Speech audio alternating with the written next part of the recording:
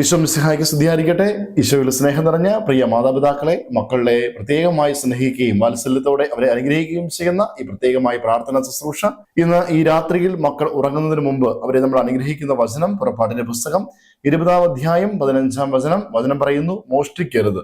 നമ്മുടെ മക്കളുടെ ജീവിതത്തിൽ അധ്വാനശീലം വളരുവാനും മറ്റാരുടെയും അർഹതയില്ലാത്ത ഒരു വസ്തു പോലും കൈവശപ്പെടുത്താതിരിക്കുവാൻ, അർഹതയില്ലാത്ത ഒരു സംഗതി പോലും മക്കളുടെ ജീവിതത്തിൽ ആഗ്രഹിക്കുവാനോ കൈവശപ്പെടുത്തുവാനുള്ള പരിശ്രമങ്ങൾ നമ്മുടെ മക്കളുടെ ജീവിതത്തിൽ സംഭവിക്കാതെ സ്വന്തം അധ്വാനത്തിൽ, സ്വന്തം പരിശ്രമത്തിൽ അനുഗ്രഹം പ്രാപിച്ച് വിജയത്തിലെത്തുവാനും അതിന്റെ മധുരം അനുഭവിക്കുവാനും ഒപ്പം തന്നെ ഉള്ളത് കൊണ്ട് തൃപ്തിപ്പെട്ടുള്ള ജീവിതം നയിക്കുവാൻ നമുക്ക് അവരെ അനുഗ്രഹിച്ച് പ്രാർത്ഥിക്കാം.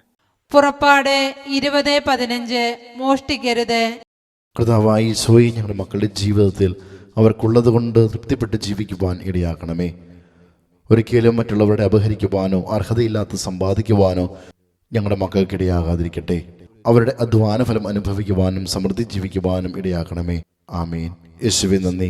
Hallelujah, hallelujah, hallelujah. ഈശോയെ, പ്രിയപ്പെട്ട സഹോദരങ്ങളെ, ഈ സമയം നമ്മുടെ മക്കളെ അവരുടെ പേര് പറഞ്ഞ് നമുക്ക് പ്രാർത്ഥിക്കാം. കർത്താവായ ഈശോയുടെ പ്രതിഷ്ഠാ ജപം ചൊല്ലി നമ്മുടെ മക്കളെ ഈശോയുടെ തിരുഹൃദയത്തിന് നമുക്ക് പ്രതിഷ്ഠിക്കാം. മക്കൾ അടുത്തുണ്ടെങ്കിൽ അവരുടെ ശിരസിൽ കൈവച്ചും ദൂരെയാണെങ്കിൽ അവരെ ഓർത്തും നമുക്ക് ഈ സമയം പ്രാർത്ഥിക്കാം. ഞങ്ങളുടെ രക്ഷകനും നാഥനുമായ ഈശോയെ, അങ്ങയുടെ പ്രത്യേക സൂക്ഷ്യത്തിനും സംരക്ഷണയ്ക്കും പരിപാലനയ്ക്കുമായി ഞങ്ങളെയും ഞങ്ങളുടെ കുഞ്ഞുങ്ങളെയും ഞങ്ങളുടെ ആത്മാവിനെയും മനസ്സിനെയും ശരീരത്തെയും ഞങ്ങൾ സമർപ്പിക്കുന്നു. ഞങ്ങളുടെ ജീവിതത്തിന് രക്ഷകനും നാഥനുമായി ഞങ്ങൾ അങ്ങേ ഏറ്റുപറയുന്നു. ഞങ്ങളുടെ മക്കളുടെ ജീവിതത്തിൽ അങ്ങ് രാജാവായി വാഴണമേ.